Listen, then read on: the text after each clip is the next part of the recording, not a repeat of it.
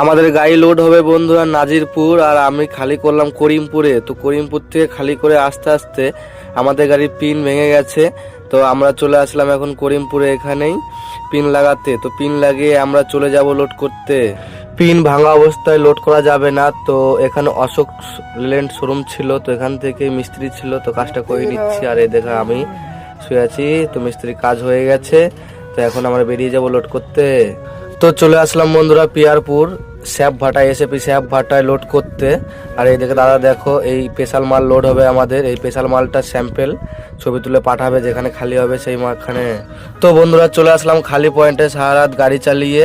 তো দেখো এখন এই দেখো, এটা হচ্ছে আমার ভাই গোপাল। তো ও অন্য ভাটাতে লোড হয়েছিল আর আমার অন্য ভাটাতে লোড হয়েছিল, তো দুজনে চলে এসেছি।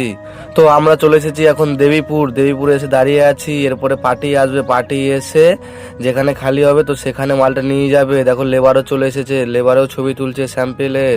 তো এখনো পার্টি আসেনি আর লেবারও সব আসেনি, দুটো লেবার এসেছে। তো ওরা আস্তে আস্তে আমরা বন্ধুরা এইদিকে একবার চলে আসলাম আমবাগানের দিকে। দেখো কত সুন্দর আম পড়েছে, আর এখানে ঠান্ডা হাওয়া। পুকুর পাড়টা প্রচন্ড বড়, আর পুকুর পাড়ের সাইডে পুরোটাই আম বাগান একদম। আর আমিও বিরাস নিয়ে চলে এসেছি। লেবার আস্তে আস্তে আমি নিজেকে একটু ফ্রেশ করে নিই। তো গোপাল ভাইও সকালবেলা ঘুম থেকে উঠে ফ্রেশ হয়ে নিয়েছে, আর লেবার লোকজন সব চলে এসেছে। এরপরে আমরা যাব খালি করতে। খালি করতে হলে টাইম লাগবে না?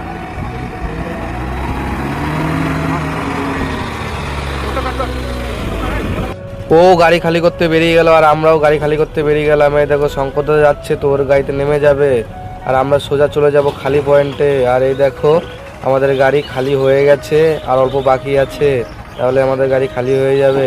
তো খালি করার পর আমরা ভাড়া নেব, ভাড়া নিয়ে আমরা আবার চলে যাব রোডে।